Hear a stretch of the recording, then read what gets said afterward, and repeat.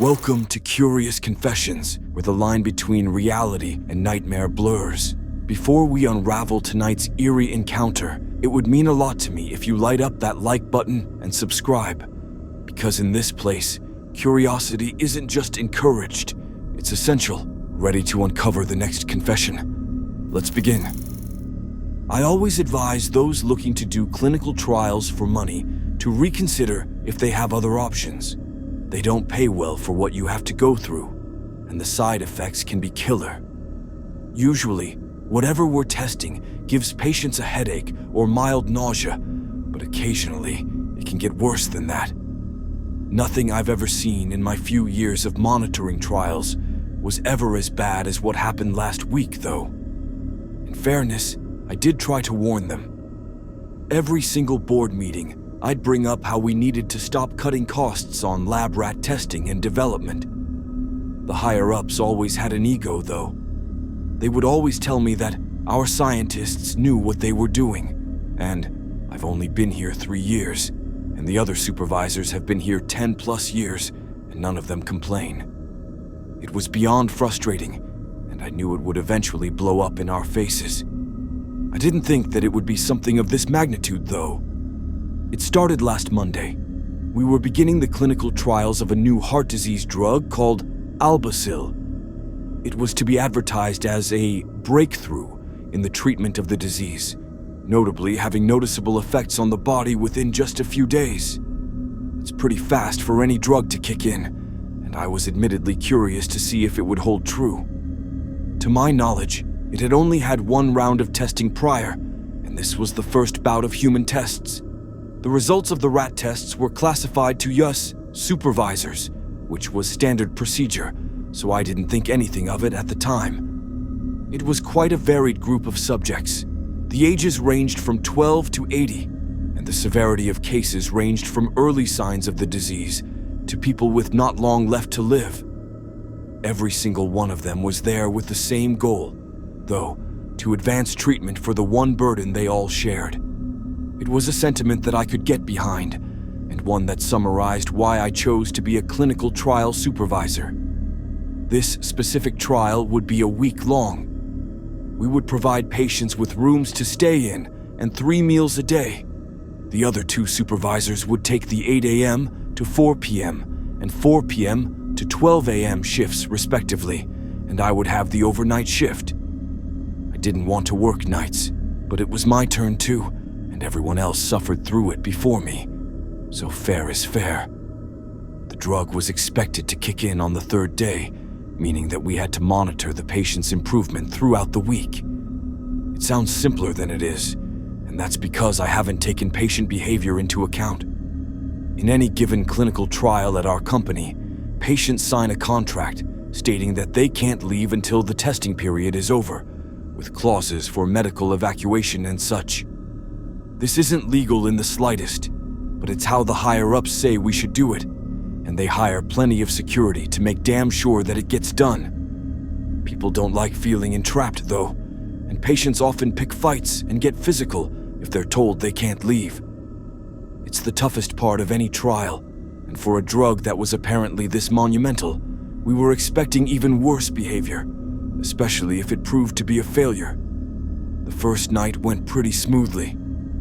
I was treated with respect by most of the patients, and those that needed me for something never got snippy.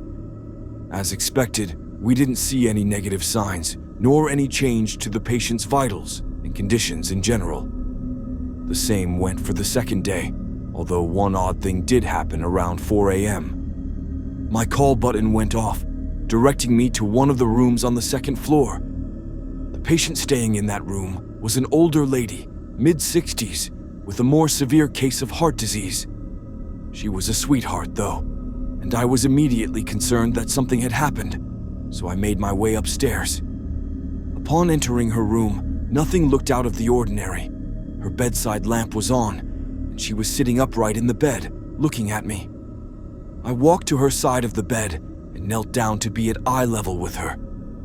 "Miss Margaret, what's going on? Are you okay?" "Where are my fingers?" I was confused, to say the least. I looked down at her hands, and she seemed to have the usual amount of digits.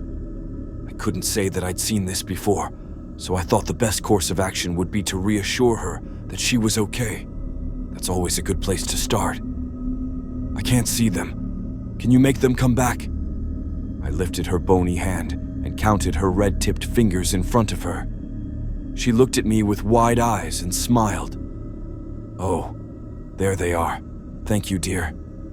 I was unsettled and immediately racked my brain to figure out what could be going on. Was she hallucinating? Quite possibly. I've seen it before, though not to the extent that one thinks that they're missing body parts.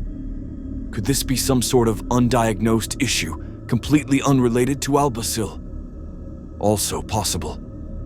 I decided that I'd consult with the other supervisors when I saw them again and put it into my report. As long as she wasn't in any present danger, there was nothing I could do for her. I didn't start to panic until the next day. Throughout the night, I got 16 calls. There were 30 total patients under our watch, so over half of them were experiencing negative effects from the drug. That isn't the unsettling part, though. What scared me was that every call was the same. I would walk into the room, and nothing would seem out of the ordinary, except the patient would be panicking.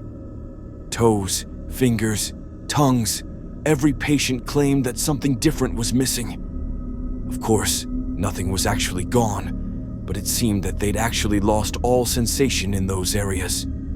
After the first 4 calls, I contacted the emergency doctor on duty, who was staying in a room in another wing of the facility. He was irritated that I was calling so early into my shift, but I frankly wasn't having it, and told him to zip it and come downstairs. Together, we examined all the patients and came to the consensus that we would have to call an emergency meeting the next day.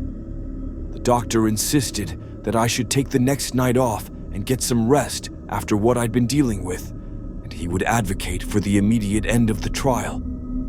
I shouldn't have agreed. I received a call after the meeting, informing me that the trials would continue as they found no evidence that any of the patients were in any danger. At this point, I was just about done with not being listened to and spoke up.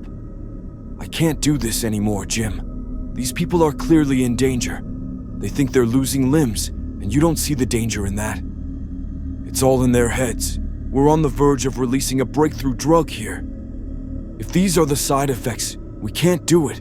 It goes against everything we're trying to do. We can't replace you on such short notice. You're going to stay, or I'm going to make sure you never work in this field again. This discussion is over. My phone clicked, and I was furious. I couldn't afford to be blacklisted from work, but I wasn't willing to watch people suffer to keep my job. I decided that I would return to work, but every time something bad happened, I would call the emergency doctor. If I couldn't stop the tests, I could at least keep a close eye on the patients. The next night was when everything finally collapsed. Every single person had some sort of problem. One man dragged himself through the hall with just his arms, screaming that his legs were missing. Another had to be restrained because he kept bashing his head into the concrete floor, claiming that his ears and eyes had vanished. The worst part, though, was the things that all of them said. They all claimed that something was coming to take them away, piece by piece. Something who'd been appearing in their sleep for days, taunting them as they laid there helplessly. I had to call the local police department and beg them to send officers over to the building to help me, struggling not to cry as I did so. What could this drug be doing to these people that they were having this violent of a reaction? It had to be the medication. It was the only common denominator. When the police arrived, they didn't help me. As I walked down the hall to open the door for them, everything behind the door suddenly went dark. I picked up the pace and tried pulling the door open, but it wouldn't budge. As I desperately knocked on it, shouting for a response, a calm but stern voice responded to me. It was the police chief, who informed me that the building had been ordered into quarantine. Hearing this, I backed up from the door and barely heard another word that he said.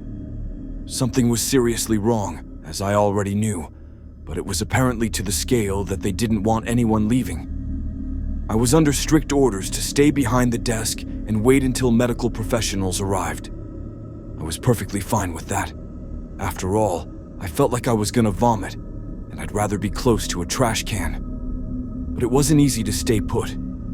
The screaming coming from the rooms only got louder as I obsessively checked the clock. The pounding on the walls and doors was feverish, like someone was trying to escape a fire. But then it stopped. It all went quiet, and I looked up from my hands in shock, with tears streaming down my face. And that's when my call button went off. The call was coming from the outside buzzer, so I figured that the hazmat team was there. I answered it and waited to hear someone talk. Hello? There was nothing but the sound of breathing. Hello? I've arrived. The sentence itself wasn't inherently creepy, but I still felt sick. It wasn't the voice of the police chief or of someone that I recognized at all. I cleared my throat and responded in an admittedly shaky voice. Who is this? I'm going to enter. After hearing that, I clicked the receiver off. As I weakly stood back up from the desk, I thought about what the voice had said. As I pondered, I saw the outside door creak open in my peripheral vision. The sound of flesh slapping against the floor echoed through the hall as all other noise faded from my mind. It wasn't a man in a hazmat suit, nor a cop, nor a doctor, nor anything I've ever seen before. Slowly crawling towards me was something so utterly vile that being blind would have been preferable to seeing it. It traveled on 4 of what can most closely be described as legs that hung loose with gangrenous skin and trembled every time they hit the floor. Its head dragged along the floor as if its neck was snapped long ago and had healed in that position. Its piercing eyes stared at me, one a soothing blue and the other a striking brown. Its figure looked like body parts that had been hastily stitched together in hopes that they'd resemble something living. As it drew breath, it grumbled in an almost human-like way. I struggled to process what was happening and slowly took a step backwards towards the front desk. I sat there and stared at it as it moved towards me. The building was sealed, and there was no way out. But before it could reach me, it stopped and spoke in the same voice I'd heard over the intercom. You are afraid. Yes. Fear not. I am not here for you. I pressed my back against the desk, looking at the creature through my knees. I opened my mouth to scream, but nothing came out. It raised a red-tipped finger and pointed at me. We will meet again. Yes, I know it. For you, there are still many things to see. I closed my eyes as tears welled up in them. I could tell the lights turned off, whether solely above me or in the facility as a whole, as the hushed humming suddenly stopped. I opened my eyes and prepared to be faced with horror. They found me passed out on the floor inside of the office. My condition wasn't the horrifying part, unfortunately. In each of the patient's rooms, all that remained was a corpse. One body was missing his legs, another lacked eyes and a tongue. Miss Margaret was missing her fingers. I've been locked in my cell for days now. They're saying that I did it. They say that I killed them all, and there was no monster. But worst of all is that fact that the company is testifying against me, saying that I went crazy while working and snapped under the pressure. They said that it had to be me, because there's no way any of the patients in the placebo group would be hallucinating. So this happened about 3 months back. It stuck with me, and I just want to get the whole story off my chest, to be honest. I live in a rural area in the northwest coast of Scotland. The scenery is beautiful, with lochs and bens, lakes and hills for the non-Scots, right outside my door. The nearest village is about a 15-minute drive away and only has a few hundred people itself. Other than that, there are a few other houses sparsely dotted about, but the closest neighbor is still a mile or 2 away from me. My house is next to the loch, which I'll fish in from time to time, and a large field which acts as my backyard. The field is then abruptly met with a tree line, which is the entrance to one of the largest wooded areas in Scotland. That's more or less the layout of the gaff. Other than that, it's just me living there. My other half passed away a few years ago, and since I fell into a bit of a depression, it was a tough time in my life, but I got through it. Especially after I adopted the wee man, Alfie. Alfie's a border terrier and acts as my best pal. He goes everywhere with me and has really been the difference between life and death at times. Because we're so isolated up here, the usual routine is just before bed, about 9 or 10 p.m. I'll open the back door for Alfie to run round the field for a bit. Get out any last-minute shites or pisses. It's Scotland, so naturally 360 days of the year are freezing. Because of this, I'll shut the door behind him and wait for him to come and scratch the door after to let him in. So this one night, 25th April this year, things were as normal. I was sat watching some rubbish on Netflix, Alfie next to me. The wee man got up and started stretching, so I made a mental note to go and let him out. I finished watching whatever I was watching and went and opened the back door. The night was, of course, pitch black, and I could just see the outline of the trees in the tree line. I lit up a quick cigarette, bad habit I know, and smoked it quickly before closing the door. I went and did some bits and bobs, closing curtains and doing some dishes, when I heard Alfie scratching away at the door. It had been about 5 or 10 minutes, so I went to go and let him in again. I put the plate I was cleaning down and began walking down the corridor to the back door. I yawned on the way and gave Alfie a rub on the head as I walked past. I thought about having another cigarette, but I gave Alfie a rub on the head. The thought stopped me dead in my tracks. I turned back, and sure enough, Alfie was lying snoozing in the corridor. Weird. I could have sworn I heard him scratching on the door. He must not have gone out when I opened the door, and then I imagined the scratching. I turned around again to head back the way I came, and chills ran down my spine. I heard the scratching again. Now I knew for a fact it wasn't Alfie. He was lying right next to me. I also knew for a fact I hadn't imagined it. I waited a few more seconds, and the scratching persisted. I instantly felt my heart drop to my stomach. I felt queasy. What the fuck was scratching at my door? I decided to go upstairs to my bedroom, because I knew I could get a view of the back door and what was at it from that window. I cautiously crept up the stairs and then slowly pulled the curtains back just enough to peek through. I promise on my late Eileen's grave, this next bit is completely true. I watched in horror as a fully grown man who was perched on all fours began to scratch at my back door again. This sight nearly made me faint. I'm not a small man, and I chop and deliver firewood for a living, so I'm pretty strong, but just pure creepiness of seeing this shook me to my core.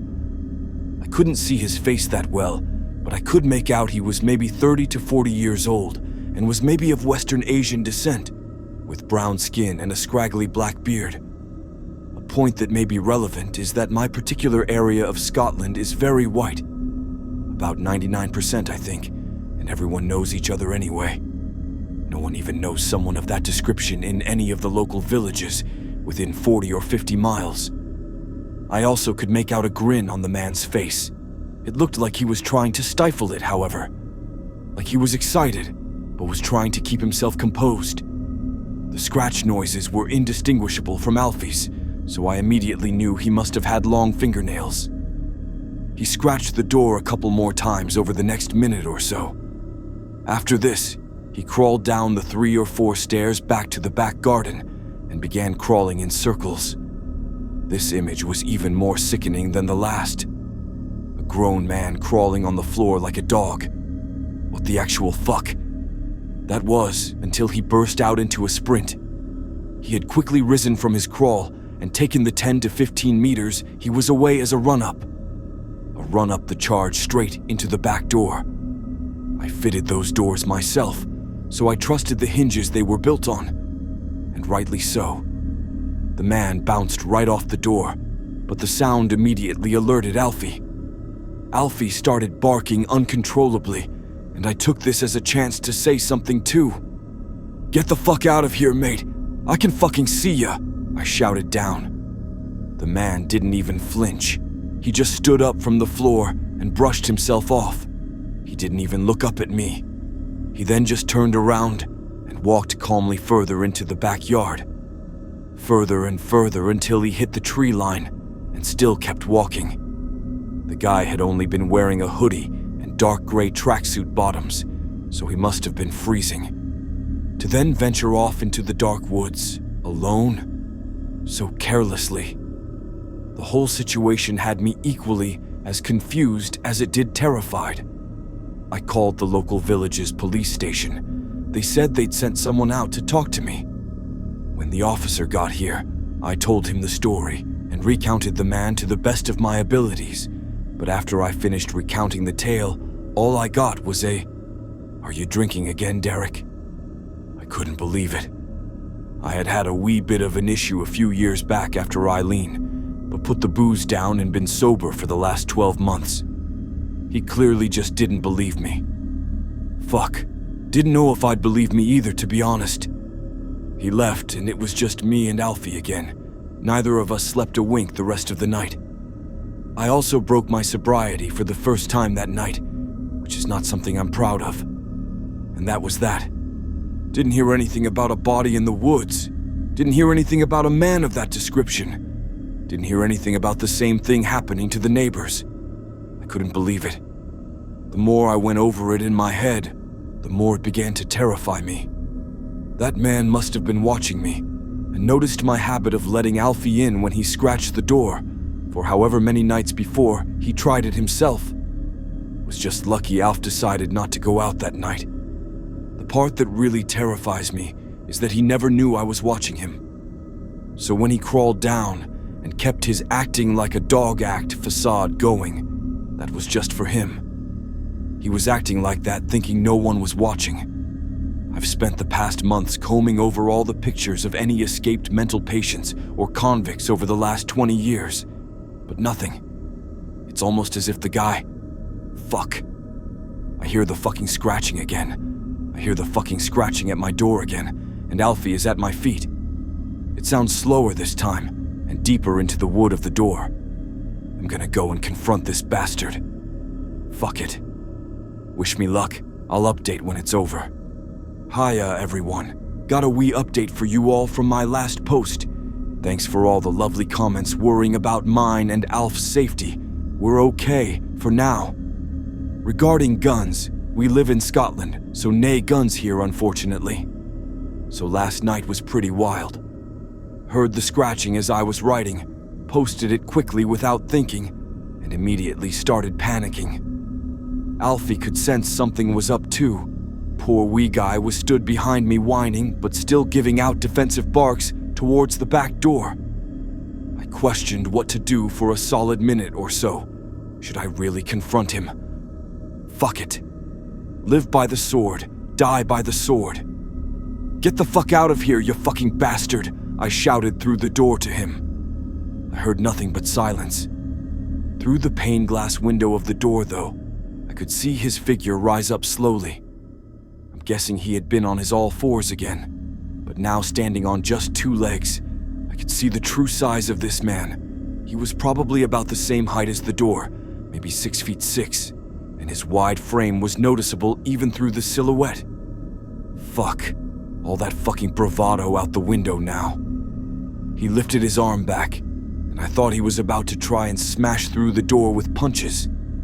But he tapped so gently on the glass pane it was barely audible. Other than that, it was silent.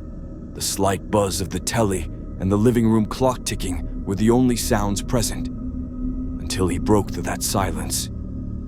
"Aw, but mister, please let me in," he said in a voice imitating a little girl.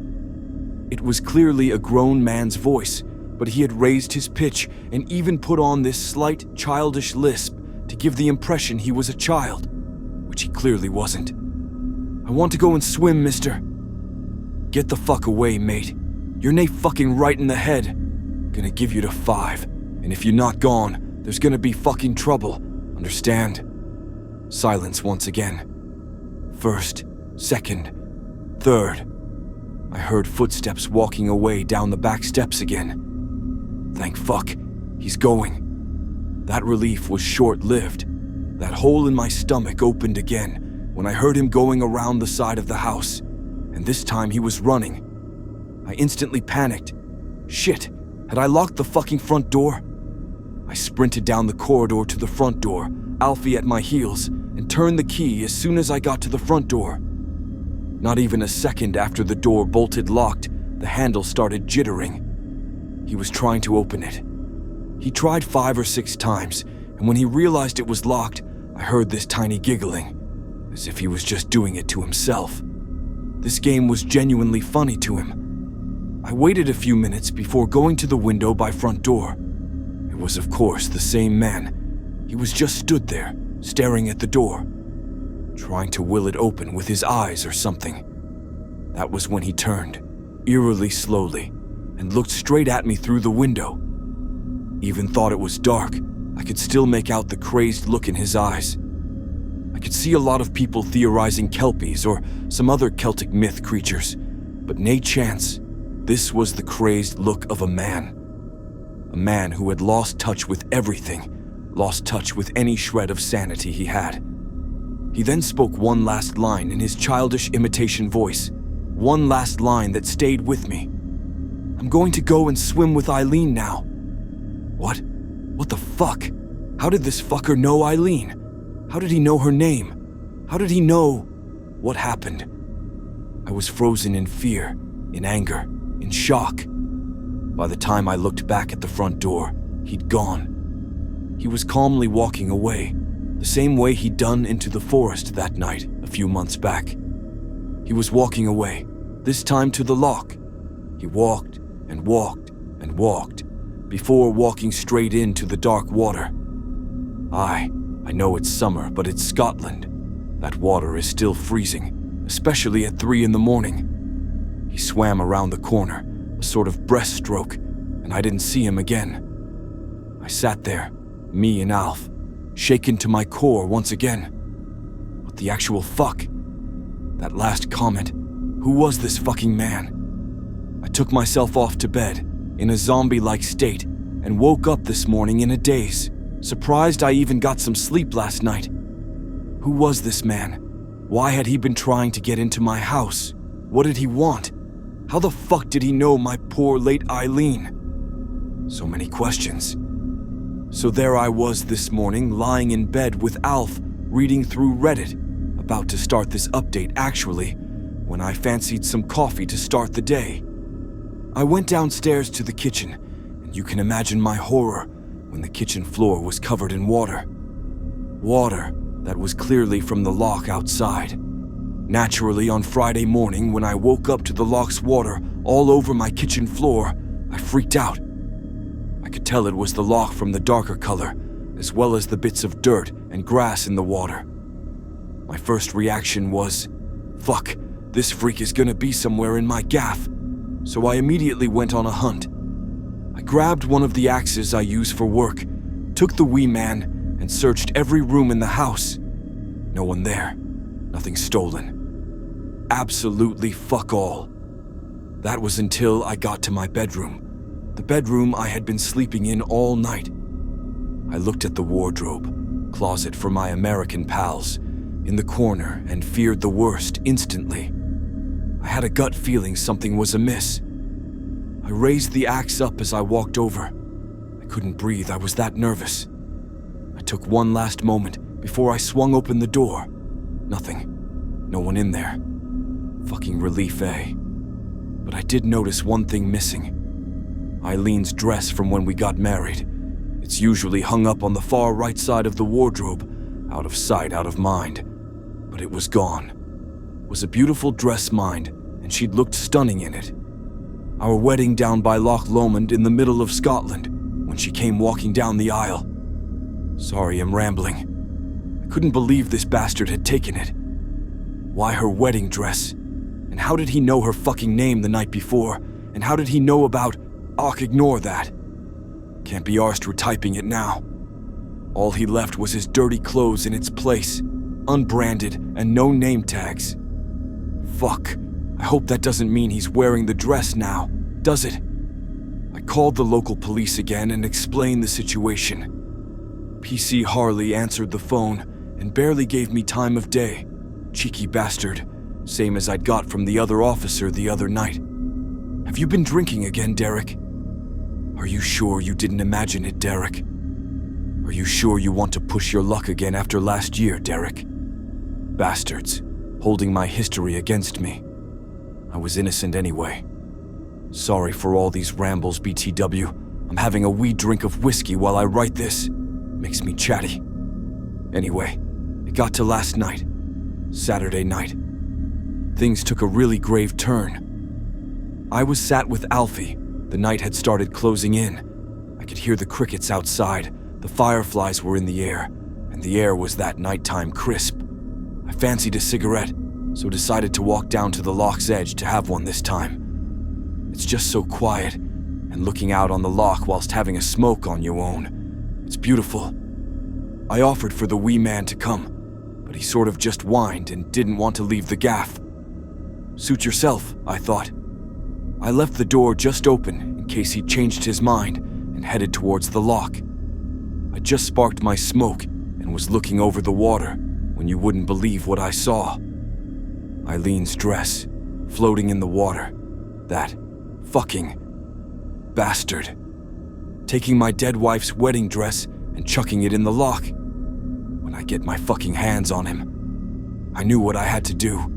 Against all my instincts, I stripped down my underwear and dove in. I know what you're thinking. This guy's a fucking idiot. I am. But it has sentimental value, all right? I swam and swam further into the darkness until I found myself in the middle of the loch. These lochs go up to 1,000 feet deep. Hence why, treading water in the middle of one in the dead of night, I began to have a sickening feeling. I clutched onto Eileen's dress and looked around at the empty water around me. I didn't realize how cold it was until now.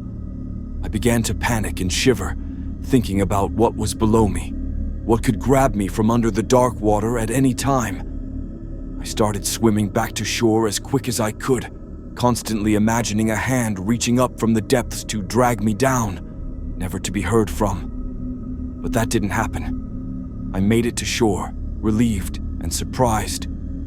Nothing had happened. I took a sigh of relief and triumphantly held Eileen's soaked wedding dress to my chest. That was when I noticed the front door of my house, the front door of my house that was now wide open. Fuck. Before I could even start my sprint there, I heard Alfie barking a storm. No, Alf! I dropped the dress and began to race to the door as quick as I could. I got there in seconds and came charging in through the front door, the corridor drenched in loch water from my unwelcome guest once again. I looked straight ahead, seeing the back door now open, the water trail on the floor heading that way too. I heard Alfie's bark coming from the backyard now. I tore through the open back door and looked out into the dark backyard. The dark backyard this all started. There he was, racing off into the woods, naked, and with Alfie under one of his arms. He dropped down from his sprint into a spring crawl, like a chimpanzee or something, before he vanished through the tree line, into the forest. This fucking animal. He'd taken Alf. He'd taken all I had left. I staggered back into the house and collapsed on the kitchen floor. Grief, shock, adrenaline, all of them were running through my body. That was when I noticed it. Across the kitchen wall, smeared in blood, Eileen. And next to it, just perched on one of the cabinets, sat an eyeball. What looked to be a human eyeball. I knew for a fact it wasn't Alf's, and I doubted it was anyone else's. Had this fucker really done that? Had he ripped out his own eyeball? I threw up. I don't know if it was the sight of that, or the adrenaline dump, or both. But it all just came out. So that leads me to tonight.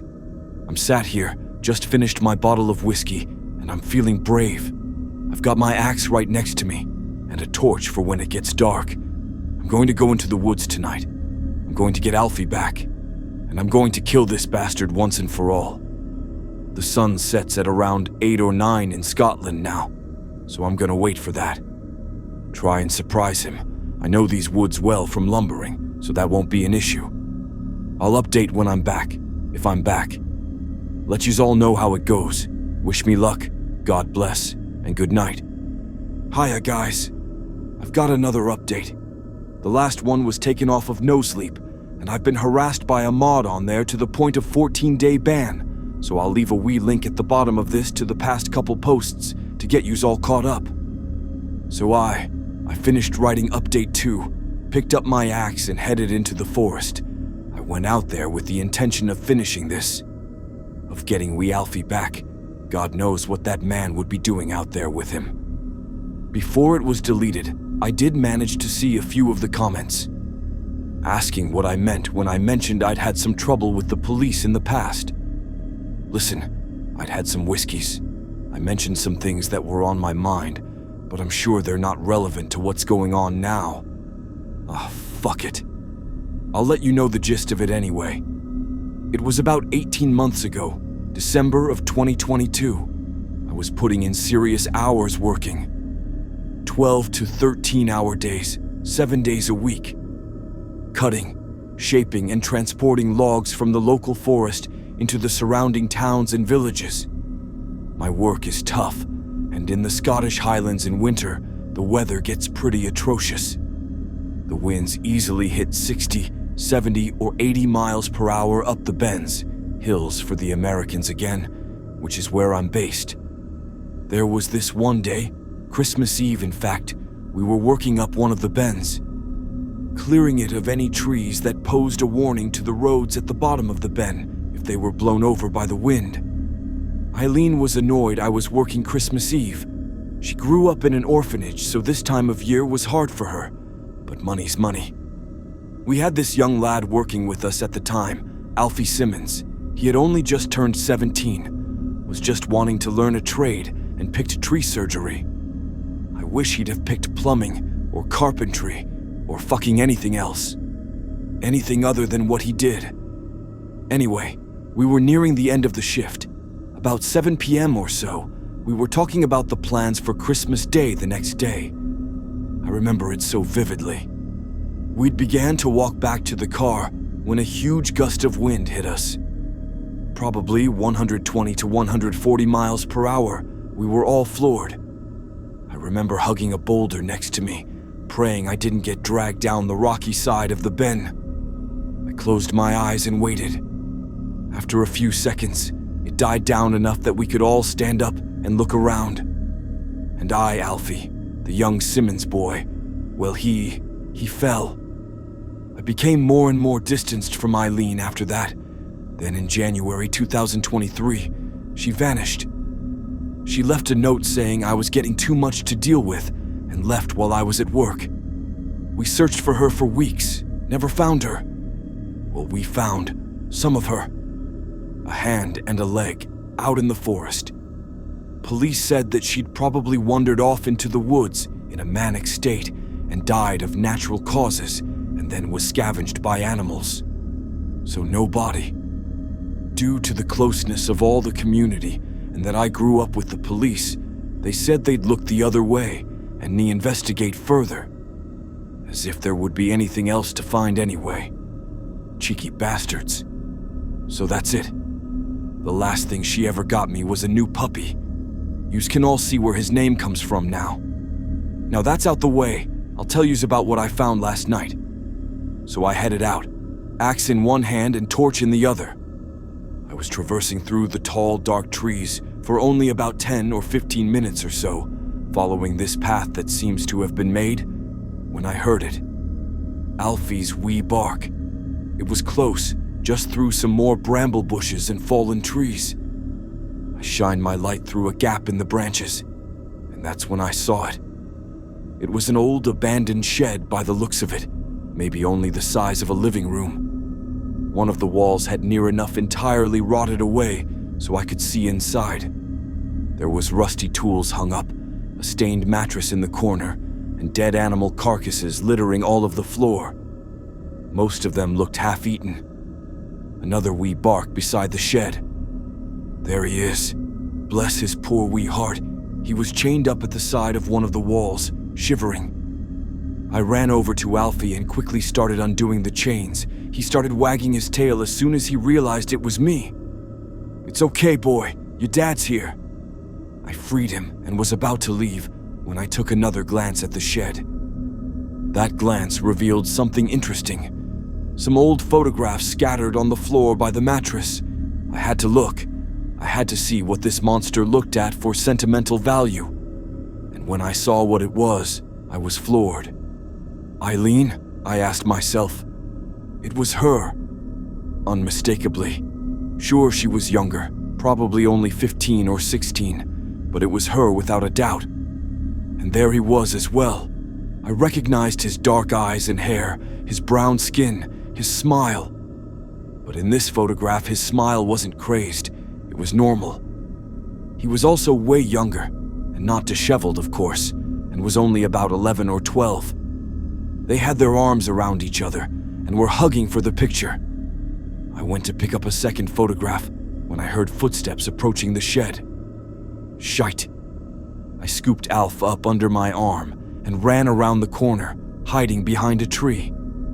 I watched the man approach the shed, crawling up on all fours.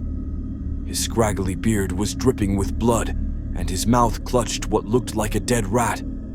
Was he planning on eating that thing? Fuck, those animal carcasses were eaten by him. He suddenly noticed the empty chains on the ground and dropped the rat.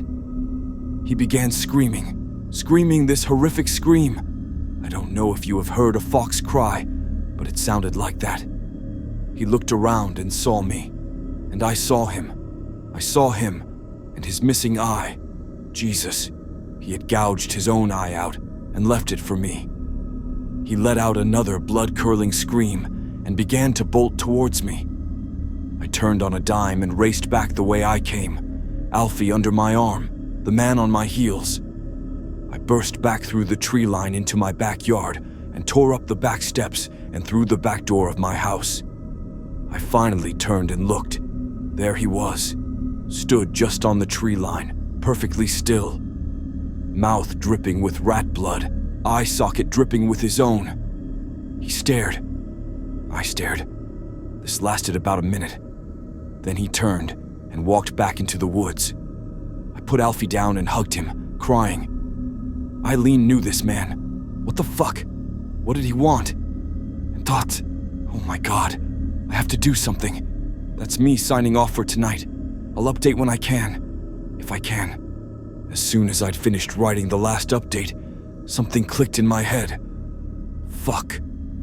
I raced upstairs and pulled an old shoebox out from beneath the bed. It was Eileen's, stuff from her childhood. I'd put off going through it and clearing it out until now, but I knew I had to in order for this to make sense. In there I found stacks of papers. They were diary entries from Eileen. Fuck, I'd never seen these before. I sat with the wee man and began reading through. Instead of summarizing, I think it's best if I just write what she wrote word for word. 26th November, 2022. Derek's working an awful lot these past few months. He seems to have no time for me, and when he does, he's usually moody or angry. I don't know how I could ever tell him about Ravi. Derek grew up in such a small village, everyone knowing everyone, so he's so close-minded. I don't know how he would react to Ravi. The past few months his psychoses have got worse. He has this new habit too. He's began to scratch at his eyeball. I think when he's stressed, I'm just glad I could build him that wee shed in the forest to keep an eye on him. I just know he'd be in prison or dead if he was out in the real world. We really do need better mental health resources in this country. But what can I do? We grew up in the orphanage together. He's the closest thing I've ever had to a brother. He has his flaws, but he's my family.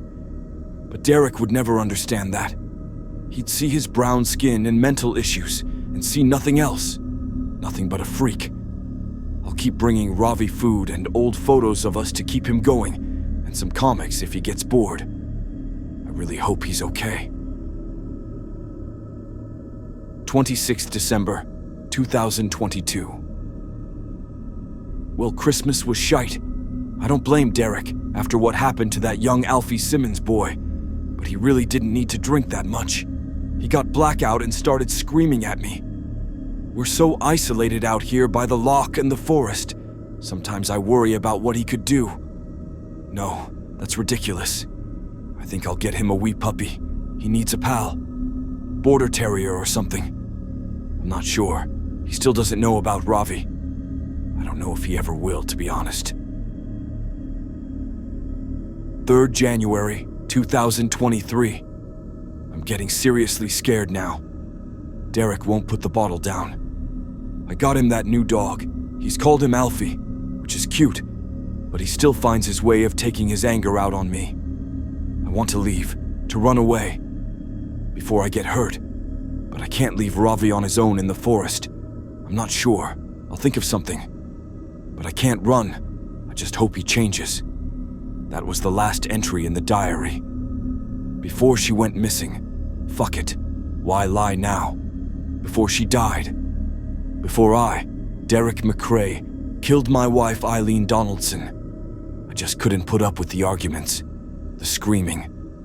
When I had a drink, I became a different person. A monster. A monster even more than that one that was scratching at my door. Ravi, Eileen's brother. One night it got out of hand. I'd finished a whole bottle of whiskey. She smashed an old photograph of mine in anger, crying, and I just had enough. I picked up my axe and just swung. I'm not going to go into details of the rest. I'm sure you can picture the horrific scene. The blood. I rode out to the middle of the loch and tied bricks to her body before I dropped it and watched her sink to the bottom of the loch. Watched my Eileen sink into the dark abyss so gracelessly. I guess he was watching too. Ravi, watching from the tree line. He knew the whole time. Probably why he put her dress in the loch. He was trying to give it to her. Poor fucker is clear that crazy. He didn't know what to do though, until that night. That night a few months ago, when he came to my back door. It doesn't matter either way. After I lied to the police, had the murder covered up, and hid the body, I put it to the complete back of my mind. I almost forgot I did it. I dissociated myself from that whole situation. But after reading those diary entries, fuck. What the fuck have I done? I'm going to turn myself in. I decided that as soon as I started reading the diary entries. But I owed you all an explanation first, so this is that explanation. I'm so sorry to you all. I'm sorry, Eileen. I should have been a better man. I'm going to go to the police now. I'm going to tell them everything. I'll bring the diary entries. Just after I finish this bottle. Wait. I can hear it again. Alfie is sat next to me, but I hear it. The scratching. The scratching at my back door. I think I'm going to go out and see him. To let him do what he... Fuck. I heard a window smash.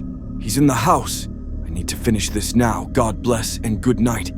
Thank you, everyone. And Eileen, I suppose I'll see you soon. Reflect Orbita was a new groundbreaking tech company that sold daylight during the night. Go ahead and Google it and see for yourselves. They aim to reflect the sun's rays over solar panels down here on the Earth's surface, well after it had gone dark, to maximize the sun's energy output. At first, it sounded like something out of a sci-fi movie, but my jaw dropped when I Googled their website and everything about them seemed legit. Ordering sunlight was as simple as ordering an Uber. I typed in my exact coordinates, and like magic, everything around me lit up. I was even more amazed when I looked up, and above me was a ball of shining light in the night sky. The Reflect Orbital app also came with a cool feature that allowed you to run your finger over a map of your location, allowing you to move the light around. I lived on a farm in a rural part of the country which lacked the orange glow of artificial light that lit up city streets. The only benefit of it being pitch black was seeing the stars in all their amazing glory on a clear night. Having acres of space meant I had room for solar panels, which is great during the summer, but in the winter when the days are short and gloomy, solar panels aren't worth shit. So having the ability to have bright natural light beamed from space seemed almost too good to be true. I wasn't expecting much, but I was more than surprised when the energy output of the solar panels was twice what you would get after a week's worth of natural light. It was as if they were juiced up with steroids, giving me enough energy to get us through 2 weeks of winter nights. "Stephen, come quick, you need to see this," called my wife, her voice beckoning me from the fields. My wife Susan stood in the cornfield, pointing to the sprouts of green poking up through the freshly sowed cornfield. "Should they be sprouting this quickly?" asked my wife in a bewildered tone. I was as puzzled as she was. I had only sowed the field 2 days ago, and already the field was awash with green. I had a feeling the light I had beamed down from space had something to do with the miraculous growth of the corn, so I figured another night of sunshine wouldn't hurt. I used the app to focus the light on the field. As it basked in the warm rays of light, my wife's eyes fixated on the orange glow from the ball of light in the sky. She seemed mesmerized by the intensity of its warmth and lost in its heavenly glow. "Are you still with us?" I asked jokingly. As she stood there in silence, staring up at the sky, I noticed something strange. The shadow her body cast seemed to twist and morph into grotesque shapes, whereas I didn't seem to cast any shadow at all. The next morning, when I went to check on the fields, I couldn't believe my eyes. The corn stood 12 feet high, from seed to harvest, in just over 2 days. My delight was soon shattered by the sight of the corn. The ears that held the yellow kernels were deformed, even monstrous, and didn't look like your average corn on the cobs. I pulled one off the stalk and bit into it. The putrid taste assaulted my senses, causing me to throw up. The whole field of corn was affected. Nothing could be salvaged, meaning I would have to start over again. I spent the night tossing and turning, and when I finally drifted off, I was suddenly jolted from my sleep to find my wife's side of the bed empty. My phone was missing, and a bright light seeped through the cracks of the curtains. I went to the window and pulled back the curtains.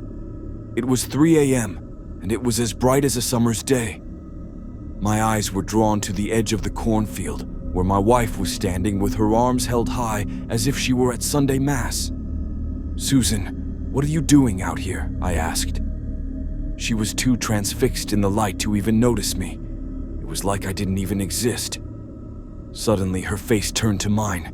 Her eyes were black and her face twisted. "Can you hear it? It's calling to me," she said with a hollow voice before running off and disappearing into the cornfield. I tried following her, but she moved fast like a wild animal. Eventually, I ran out of steam and was too tired to keep up, but she just kept on running as if she had an abundance of energy. After a long day of searching for her, I headed back to the house before it got dark. I prayed she saw sense and she would be back home waiting for me. When I made it back, the house was empty. My wife was my world. We had no kids, so all we had was each other. Knowing she was out there alone was killing me. Too restless to sleep, I sat on the back porch, hoping she would find her way back. I wanted my face to be the first one she saw, so she knew she wasn't lost. As I sat there looking out into the darkness of the fields, I noticed the faint sound of rustling that grew louder as it got closer. I stood there trembling as a group of glowing red eyes appeared from the darkness. The glowing seemed to surround the house, as if moving in for an attack. At first I thought it was wild animals, so I flicked on the floodlights, hoping it would spook them. The creatures were startled for a moment, but they kept on coming. Leading the group was my wife, but not as I knew her. The light seemed to have affected more than just my wife.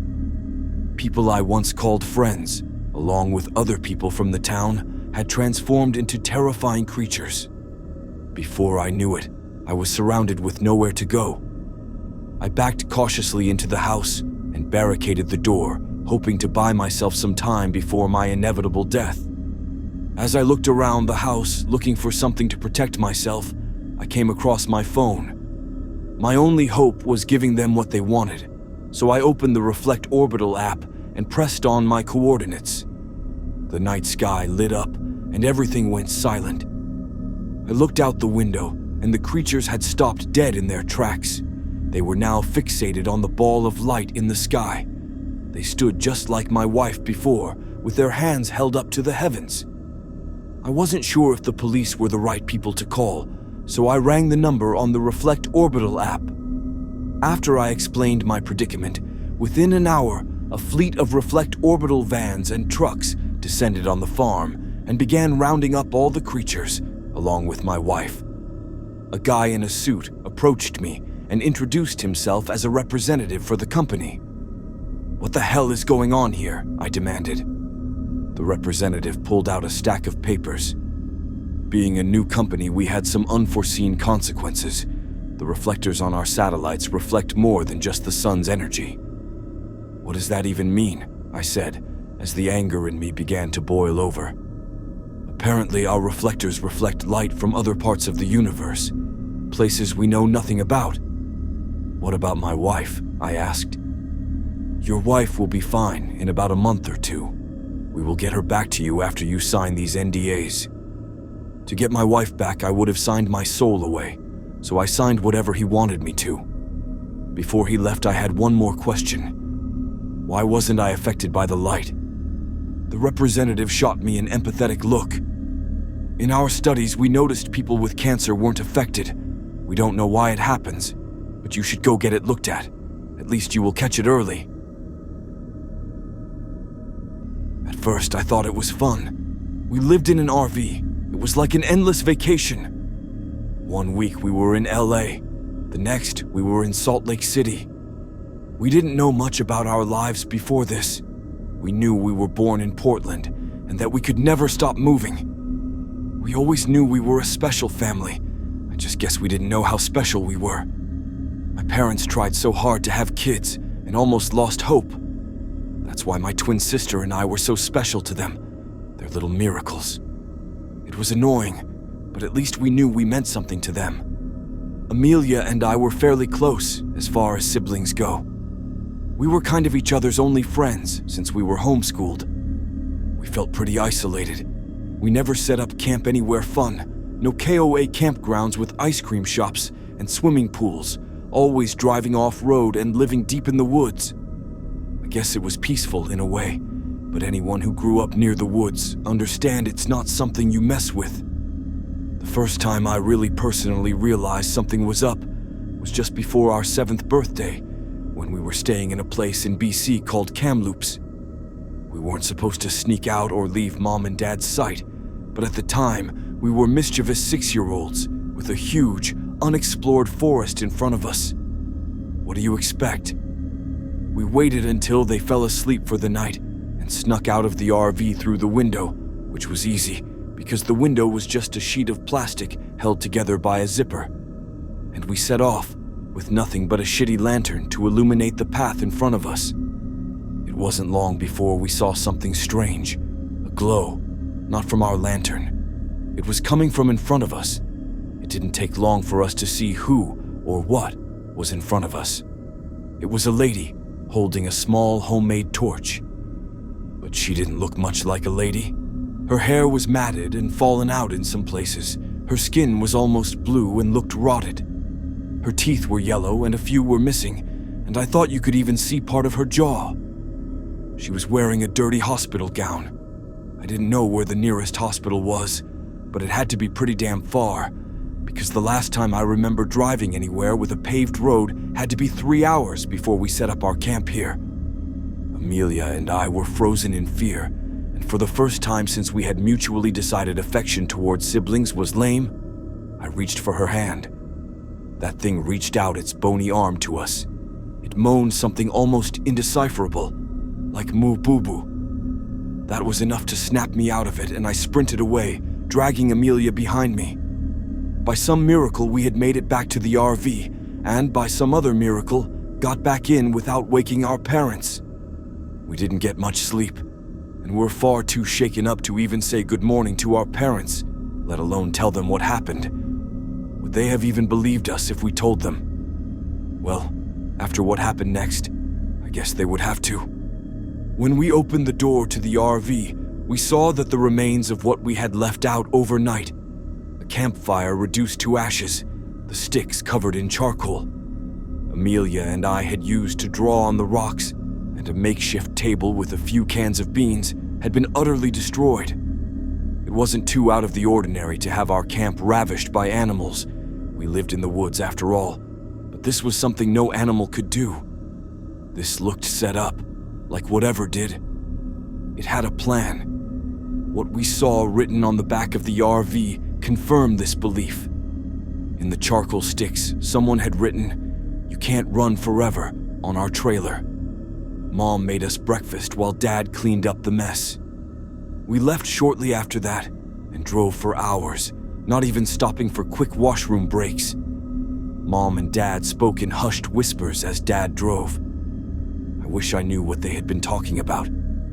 That night, I guess, because Mom and Dad could see we were shaken up, they took us for a rare treat. A dinner at a real restaurant, a shitty diner, but a restaurant nonetheless. It was empty there, which was why my parents liked it, as they hated crowds. I was over the moon. A root beer float and a greasy cheeseburger was anything a 6-year-old boy could dream of, which was why I was so upset when Mom and Dad made us leave the second someone else came in. It was just an old trucker. I didn't get the big deal. While we were in the RV, Amelia asked why we had to leave while I sulked in my bunk, a glorified shelf. Mom sighed. "I suppose you two are almost 7. That's old enough to know." "Well, Zachary, Amelia, the reason we had to leave is because we're scared of losing you. Do you remember what happened when you were 4?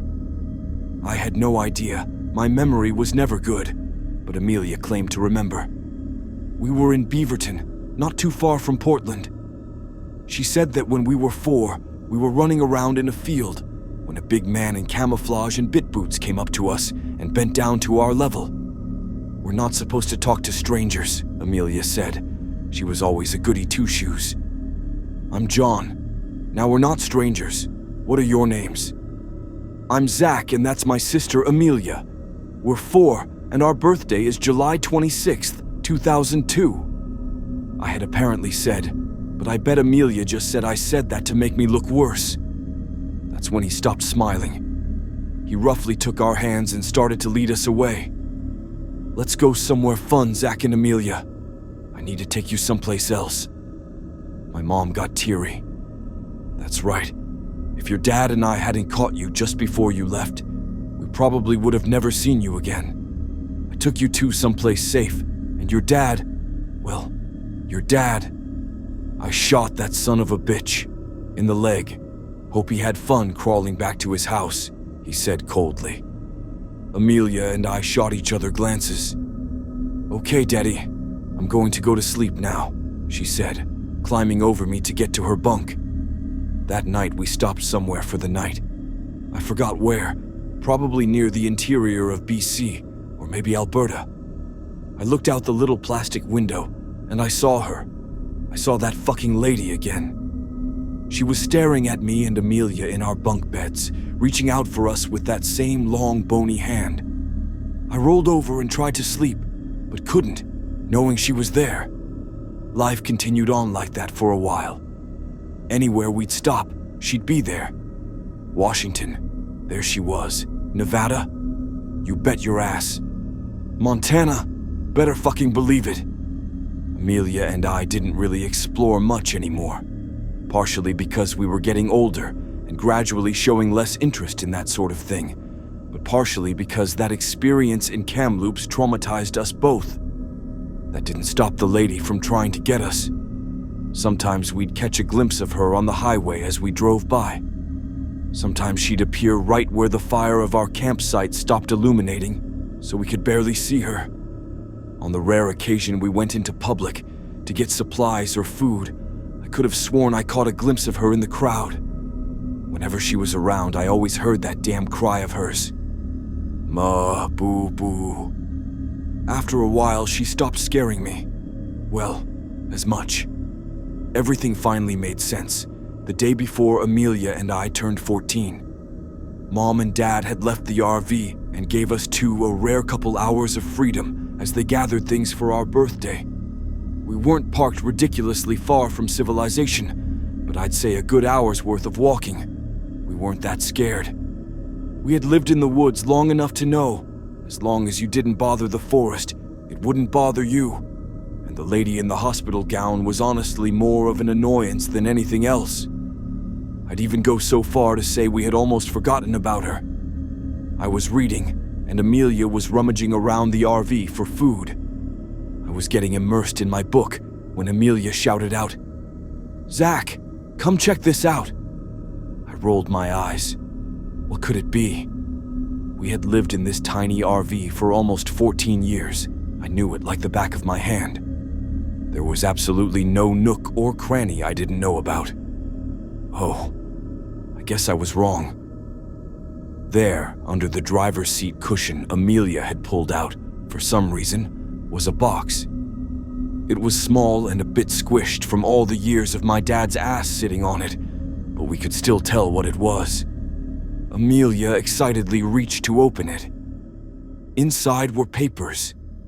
"Forget about it, Amelia. It's probably just boring documents for work," I said, but the look of confusion to horror on my sister's face was enough to change my mind. They were documents, but not for work. Birth documents, for us. But the stated parents weren't ours. I was apparently Zachary Jr., but nobody in my family was named Zachary. I looked at the father's name, Zachary. The mother was someone named Emily. Maybe we were adopted, I suggested. Amelia reached in and pulled out another sheet of paper. She shook her head and held out the next one for me with a shaky hand. "Infants missing from Portland Hospital. July 27th, 2002. Twins, Zachary Christopher Clark Juter and Amelia Emily Clark. Ongoing search. Anyone with information is to report it to the police immediately. Clark, Christopher. Those weren't our names. Our last name was Brown, and our parents certainly weren't Zachary and Emily. They were Jenny and Kevin. I had a feeling things were going to get worse. I was right, as Amelia pulled out the third and second to last paper. Portland mother of 2, murdered in hospital. Emily Clark, 27, had recently given birth to twins, now missing, when she was smothered to death in her own hospital bed. Police drawing of suspects. We looked at the police drawing. It was obviously not a complete match, but they were basically the only other two faces we had seen our entire lives. Mom and Dad. CCTV footage shows the two suspects leaving the hospital through a back door with the 2 infants. Search is ongoing. If spotted, do not approach these individuals. Alert the authorities immediately. We were silent as Amelia shakily grabbed the last piece of paper. This was from 2006. We were 4. After an Oregon man allegedly spotted the missing kids and was attacked by the perpetrators, a glimpse of hope is seen in this 4-year-long cold case. Father and husband of the victims, Zachary Clark, shares this message. "To my babies, I have no idea where you two are, but I will never let go of hope that one day I will see your beautiful faces again. You may not even know who I am, but that doesn't change anything. Until we meet again, Daddy loves you." We couldn't even say anything. What do you even say to that? We just stood in silence for a while. Then we heard a banging on the RV. We jumped and looked outside. It was the lady in the hospital gown, closer than ever. We could see her bluish-gray skin. We could see her hazel eyes. They kind of looked like Amelia's. "Mo, boo-boo," she moaned, reaching out for us again. I looked down to the newspaper clipping. It had a picture of the victim on it. I held it up to the window where she was staring at us. "Mo, boo-boo," she said again. "Ma, boo-ba, my baby, all this time." She had just wanted her babies. Amelia stepped out of the RV. I was scared at first, but this day couldn't get any crazier, so I followed. "Mama," she asked, tears in her eyes. "Boo-boo," she said, reaching her bony hand out once again, but she didn't run. She let her touch her face as she gently rubbed her hand across her cheek. She did the same to me, but then pointed in the direction of the nearest town. Go, she said. "Go? Why?" Amelia asked. "Dada," our mother croaked.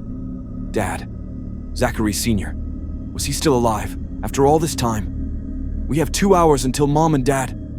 Amelia cut herself off. "They get back. Let's go, quick." Although we really didn't have any idea how to get to the town, we somehow knew, like someone was guiding us. We busted into the sheriff's office, probably looking awful. First came the questioning, then the DNA testing, then they looked for our parents, then they arrested my parents, then the news stories and the interviews. Then we were flown out in a plane, my first plane ever, to Portland to meet our dad. We were quite the story. They called my parents the wretches of the woods. They thought of them as evil witches who stole us and hid us deep in the woods. I guess they were right in a way. It was weird seeing them behind bars, serving life sentences, because after all, they raised us for nearly 14 years. But that's where they'll stay. No running, no hiding. There's nowhere to hide in a cell. He burst into tears when he saw us. We didn't. It was weird. He was my dad and all, but was he? I guess I met him when I was like a few hours old, but I just couldn't connect to him. It took a while, but we slowly got used to our new lives, in a house, with a bed and our own rooms, not running from everything or living in the woods. It was peaceful, although most of the time I ended up sneaking into Amelia's room, because after all this time, I still couldn't be alone. One time I got a knock on our window. We both woke up and saw the lady in the hospital gown outside. But she looked happier, less rotten, like she was complete again. "Mama," I asked, "could she stay? And I could live with the family I craved." Like she read my mind, she shook her head. "I have to go.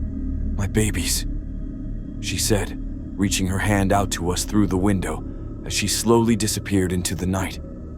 We never saw her again after that. But we always knew she was watching us. But this time we wouldn't run. Back in April of 2013, I went through something that I haven't been able to talk about. I was paid a significant amount of money to stay quiet in return for signing a 10-year agreement to shut the hell up. Now that the time is up, I've considered my options. I could just let this go and never speak of it again. I won't gain anything from speaking out, and I got a lot to lose. But then again, this is just an anonymous post online. Words have less meaning that way. West Virginia. It was hotter than usual, without a whiff of wind. I was coming home from a visit to my aunt. She'd broken her leg and couldn't leave her house. I was making my way back home, taking the I-64 out of Lewisburg. It started with the radio. It was playing that one Macklemore song I'd heard 100 times over. The sound was cutting in and out in a quick staccato, then disappeared completely. I could hear cars honking up front as a line began to form. There was a sway in the trees, as if greater and greater pressure was being put on them. I could hear wind rushing against the left side of the car, forcing me to pull the other way to compensate. I closed the sunroof as a dust cloud blew past, staining the windshield. Then, a rumble. It sounded like thunder, but from the ground, like a groaning bellow, growing louder and clearer by the second. As it reached its peak, I could see trees toppling over. A small Kia got pushed off balance and swerved off the road. As the sound died down, the road devolved into chaos. Some were desperately changing lanes, others were stepping on the brakes. I got my door scraped as the car behind me sped past. The radio was playing an automated message, a local emergency alert referred to as a geological event. We were asked to turn off all air conditioning, slow down, and divert to the nearest exit. It repeated in a monotone voice. Geological event, no air conditioning. Slow down, divert to nearest exit. Minutes passed. There was a line forming further down the road. Police officers blocking the lanes in all directions, leaving a highway exit as the only option. Some folks were trying to push past the barricades, but were forced back at gunpoint. I could see officers wearing gas masks and riot shields. We were waved in. I followed the exit and got directed to the right. There was an open field that was used as a sort of impromptu parking lot. Cars were being waved in and parked in a way that boxed us in, leaving no room for us to open our doors in either direction unless we got parked at the edge. 4 lines of cars with about 10 to 15 vehicles per line. Surplus vehicles were directed further down the road. The place was packed. I got stuck in the second row, about 6 cars in. Pretty much everyone around me were on their phones. I didn't have anyone to call, but there seemed to be an issue getting a signal through. The radio was still repeating the emergency message. Voices were getting louder. A man 2 cars to my left leaned out of a gap in the door, screaming at the officers to answer his question. They responded immediately with a warning shot straight into the air. "Stay in your vehicle," they screamed. "Lock your doors. I'm not telling you again." A couple of folks were filming, but there seemed to be trouble uploading. We were losing bandwidth. It didn't take long until phone signals were completely blocked. I think a video or 2 of that officer firing into the air made it online. They were patrolling back and forth. We were told to stay in our vehicles. Windows up, doors closed and locked, engines off. I could hear people talking in the other cars. Someone said there'd been a natural gas leak from the geological event, and that combustible engines could spark an explosion. Others were talking about a terrorist attack. There were no answers, and the officers weren't eager to talk. After about an hour, things were getting ugly. People were hungry, thirsty, and restless. One officer stepped up on the front cars, handing out water bottles, crackers, and processed cheese slices. He had to step from one car to another, denting the hoods with his steel-tipped shoes. They were also handing out thick black plastic hygiene bags for people who needed to relieve themselves. Use them, seal them, drop them out the door, then lock up and wait. I'd crawled into the back seat, pulled down my cap, and tried to relax. I'd been playing some games on my phone, but the battery was running low. I wanted to save some, so I settled for having a nap instead. The sweat was stinging my eyes. Not because of how warm it was, but because of how nervous I was.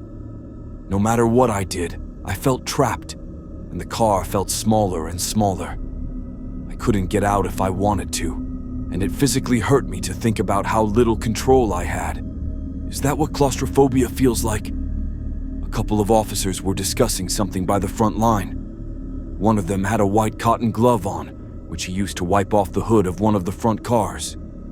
The glove was taken off and put into a bag, which in turn was sealed with a hot air gun. I was getting the impression that our cars had been covered in something. I wasn't the only one considering it.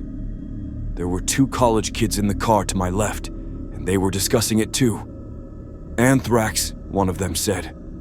"Gotta be." "Nah, gold dust," the other chuckled. "They don't want to share." "You know what?" the first groaned. "I honest to God hope you're right. You're not, but I hope you are." "Fuck you." I joined in the conversation shortly after. I offered another explanation, something combustible, something that might blow up if we started our cars. They were willing to consider this. The car behind me couldn't hear us, but the driver held up a notebook with the text, "If we do know what, it's gotta be aliens." I couldn't tell if they were serious, but they weren't laughing about it. A man in his 50s and what looked like his daughter. There were a couple of other folks in the other cars. A man in a black shirt, sort of looked like a preacher without a collar. Two middle-aged women with a kid in the back seat.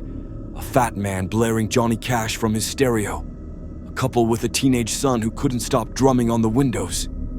We'd been stuck for about 2, maybe 2.5 hours when a truck rolled in. One of those with a large water tank. It was unmarked, looked civilian. As it rolled in, they were calling out on the megaphone. "We'll be hosing your vehicles down," they said. "Keep everything locked and closed. Then we'll be covering your vehicle with protective plastic while we wait for it to dry. After that, we'll start letting you go in an orderly manner." I repeat, most of us were relieved. It was only a matter of time now. It was getting dark. They were getting up on the cars, hosing them down thoroughly.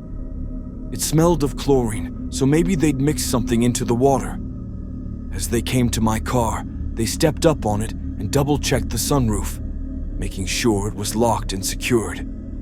They sprayed the car down, bathing it in chemical stink, the kind that gets stuck to the back of your throat.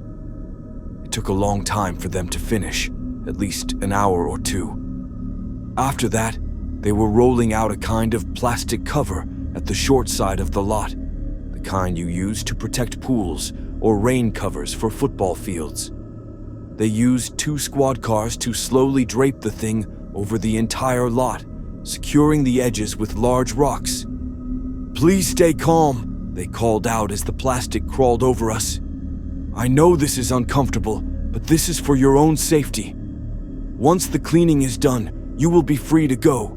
Stay inside your vehicle at all times. I repeat." I did as I was told. I stayed inside and I watched that plastic cover sweep over me. It felt like getting buried alive. All lights went out, leaving me in complete darkness, accompanied only by the vague, disembodied voices of the others. The college kids were talking about where they were going to go after this. Someone was honking, not sure if it was to show support or discontent. Someone else was cheering. I took my last swig of water, washing down my final plain cracker. I got back in the driver's seat. I could hear as they finished moving the plastic cover and parking their squad vehicles. I waited patiently, figuring it'd be maybe another hour or so. They hadn't really given us a timeline, but I could breathe a little easier. Sort of. I was going back and forth between feeling empowered with my hands on the wheel and feeling like I was stuck in a metal coffin. It was so dark, and everything smelt of plastic and chemicals, like a car wash stuck in time. As the excitement died down, I paid more attention to the background sounds. I tried to filter out the various discussions from the nearby cars, and somewhere in the distance, I heard raised voices. It wasn't coming from the cars, but the officers. Whatever they were talking about, it was a heated discussion. An hour came and went, and people were getting impatient. More cars were honking. Others were yelling, demanding answers. I couldn't get my leg to stop shaking. The more I thought about getting out of there, the smaller the car felt. I was hyper-focusing on things I couldn't control. I was a little thirsty, and I was out of water. I needed to use the bathroom. I wanted to stretch my legs and go for a walk. I wanted to breathe fresh air and get that awful chemical taste out of my mouth. I heard cars starting, accelerating. The truck was moving, somewhere off to the side. "We need you to stay in your vehicle," a voice screamed over the megaphone. "Do not leave, for any reason. Stay in your vehicle." Cars speeding off. Not many, but a couple. Then, quiet. The officers left us there. Everyone was quiet. A couple of folks had opened up their phones, using them as flashlights to look from car to car. Looking out at the sea of vehicles, all of us trapped under that dark cover. I could see a handful of lights cut off by sharp silhouettes. I couldn't make out who was who in the dark. It was all just people. Anonymous. I heard a gasp somewhere in the back. There was a metallic clunk, like when the officers climbed atop our cars to get us our water. There was a careful cheer as some folks figured they were taking off the plastic cover. But that wasn't it. Instead, there were more footsteps. The cheers slowly died down as more and more footsteps pattered across our cars. I stopped counting after a dozen. The silhouettes in the other cars were still. We all held our breaths, waiting for an answer to show itself. What the hell was going on? What was that sound?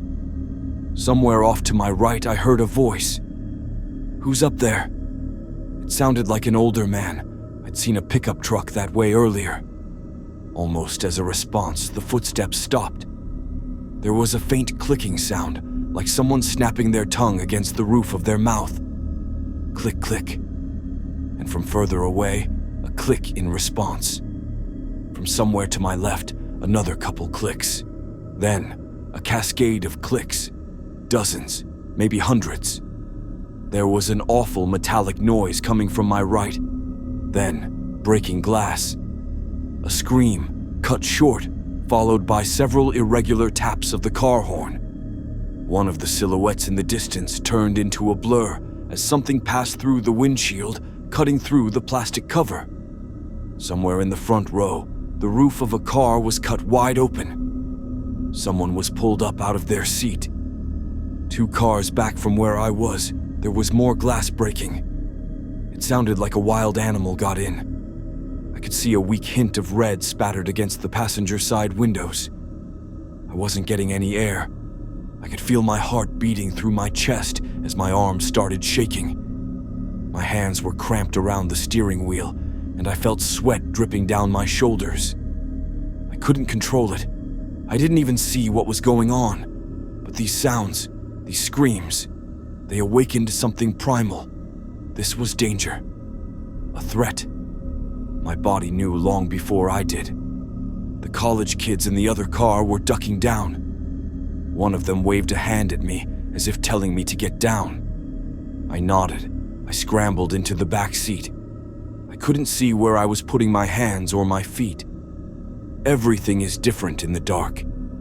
As I tumbled my way over, my foot accidentally tapped the car horn. It was a quick tap, a fraction of a second. But to me, it was the loudest sound in the world. I was lying on my stomach in the back seat, and within seconds, something heavy climbed onto the hood of my car. I could feel the car buckling. It was much heavier than the man who'd passed out water bottles. I held my hands in front of my mouth to stop the panting, but I just ended up snorting up sweat instead. My nose stung as I bit my tongue, listening to every metallic groan as whatever was outside moved and shifted. Click, click. And from behind my car, a click in response. There were no lights being held up anymore. Everyone was cowering, going quiet. I pushed myself up against the door behind the driver's seat, trying to make myself as small as possible. I could hear the frame of the car complain as something slowly moved. When it came to my sunroof, there was a slight crack. That made it stop. Another crack. I silently shook my head, as if trying to ask the car to stop. That thing was going to break. And it did. My legs were showered with glass as a big blob of plastic cover dipped into my car. Something big came tumbling into the front seat, still covered in protective plastic. It twitched and spun around, its clicking, turning from a careful question-like noise to a never-ending barrage. It was calling for help, alerting others, and it was cutting its way through the plastic. There were footsteps coming from every direction, some of them leaping from car to car, some of them leaping far enough to skip a car as they hurried. I was going to be swarmed within seconds. I fumbled with my hands, accidentally cutting my thumb on the broken glass.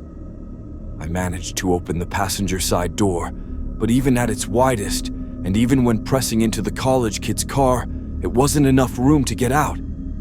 Still, I had to try. I pressed myself into the gap and exhaled as much as I could, flattening my chest. While the thing thrashed around inside my car, I could feel my vision going faint. Black spots popped up at the edge of my vision. My arms were going weak, and yet by some miracle I made it through. As my face hit the gravel of the makeshift parking lot, I felt the burn of residual chemicals.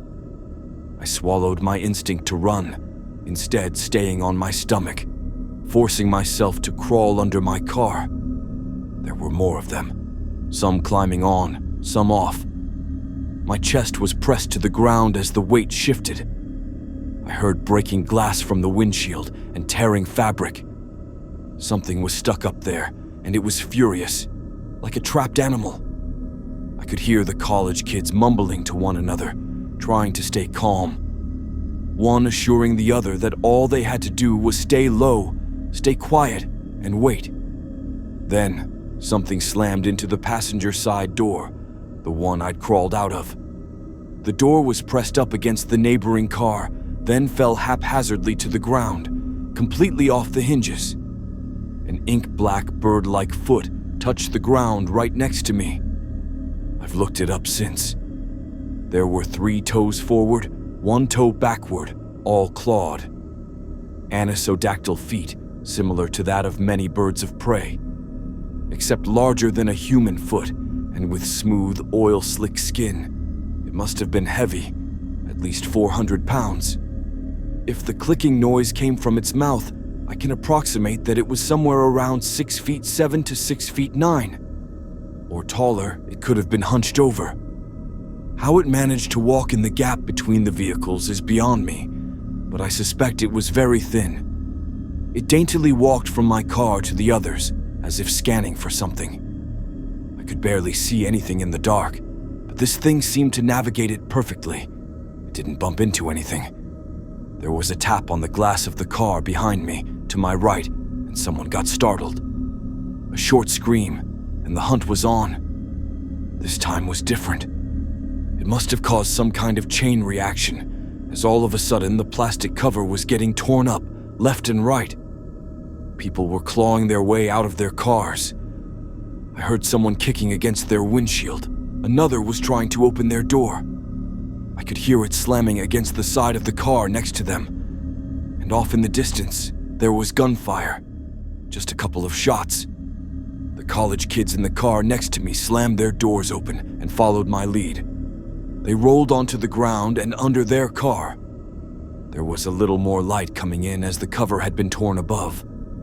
Their faces were red from tears, and one of them was desperately trying to call for help on his phone. The other grabbed the phone out of his hand. A short scuffle ensued, ending with them putting on a ringtone and sliding the thing as far to the left as they could. Whatever car that phone landed under was demolished, every window broken, every passenger gone. I could hear the grinding as a seat was ripped in two and thrown away. In a matter of seconds, an entire vehicle was torn to pieces as a dozen of those things swarmed it. "Shut up," one of the college kids repeated. "Shut up, shut up, shut up." Something reached under my car. It scraped against the sole of my shoe, tearing a hole all the way to my big toe. I hurried forward, scurrying like a lizard. The college kids noticed and followed suit. I don't think they thought about it too much. It was just movement, and they went for it. I made it 2 cars down before I got stuck. There was something dark in the way, and I couldn't get around it without exposing myself. I couldn't see what it was, but it didn't take long for me to figure it out. There was a meaty crunch, as if someone was biting chunks out a piece of meat. It was struggling to get through the fabric of their clothes, making a snapping noise as threads gave way. A pool of blood rolled under the car, staining the tip of my fingers. It was still warm. One of those things were eating a victim. I hunkered down, trying to remember to breathe, and I stayed there, waiting for a chance. Any chance. I must have stayed there for at least an hour, hearing every bite, every crack of bone and snap of sinew. satisfied clicking noises. As it finished its meal, it wandered off, dragging the remains along. They were moving forward. Something heavy walked over the car I was hiding under, dragging a body along. Slowly, the footsteps disappeared. It was quiet again, and in that quiet, I found my footing. I made my way to the edge of the plastic cover. I listened one final time, pushed one of the weights away, and slipped through. They were gone, and I was out. I could feel my chest growing lighter, allowing me to breathe. I wanted to cry from relief. A breeze was picking up, drying the sweat on my brow and carrying the smell of grass. Stepping back, I turned towards the sea of cars to see how bad the damage was. And then I saw one. It was a bit off to the side, perching on top of an old Honda. At a glance, it looked like a tall person, covered in a slick black ink. But looking closer, you could see the strange bird-like feet, the pointed nails, the long row of shark-like teeth on a mouth that was far too wide. I froze. The thing rose to its full length, easily over 7 feet tall. It looked ready to pounce on me. I had nothing to defend myself with. I couldn't make any sudden moves. I wouldn't even be halfway under the car before that thing would be over me. 100 thoughts raced through my mind, but there was nothing I could do. I was out of options. But the thing just looked at me. It raised a slice of raw meat. Blood dripped onto the plastic cover. It looked at me curiously, taking a bite. Then, as if nothing had happened, it wandered off, satiated. I was left there, shaking like a dry leaf. And with the last of those things gone, all that was left was the panic. It didn't take long for the officers to return. The plastic cover was removed, but we couldn't go home. Not after this. Some folks signed a waiver and were let go immediately. They weren't allowed to talk about what they'd seen, and in return, they'd get a hefty sum of insurance money. Others demanded answers and were taken into custody for obstruction of justice. A few others still were too panicked to make any kind of sense and had to be checked out by medical personnel. A total of 14 people died. It was described by a combination of causes: a traffic pileup, carbon monoxide poisoning, animal attack. I think there was something about an escaped convict, too. Excuses all over the place, and the times were all wrong, spread out through a couple of days to more smoothly blend into accident statistics. And if you wanted to go home and get your insurance money, you had to sign a non-disclosure. I did too. I know the college kids did as well. Goddamn miracle they made it out, but I saw them. 34 cars had to be towed, 18 people wounded, 6 seriously. So, 4 people lost at least one limb. One guy had an arm ripped off halfway up his collarbone. I don't know how he survived. Most people never saw those things up close. They just remember the screams and the breaking glass. Sometimes at night, that's all I hear too. Closing my eyes reminds me of lying under those cars, feeling the pressure as the weight shifted. I still get trouble breathing. I think a part of me is still stuck there. It stayed in my vehicle.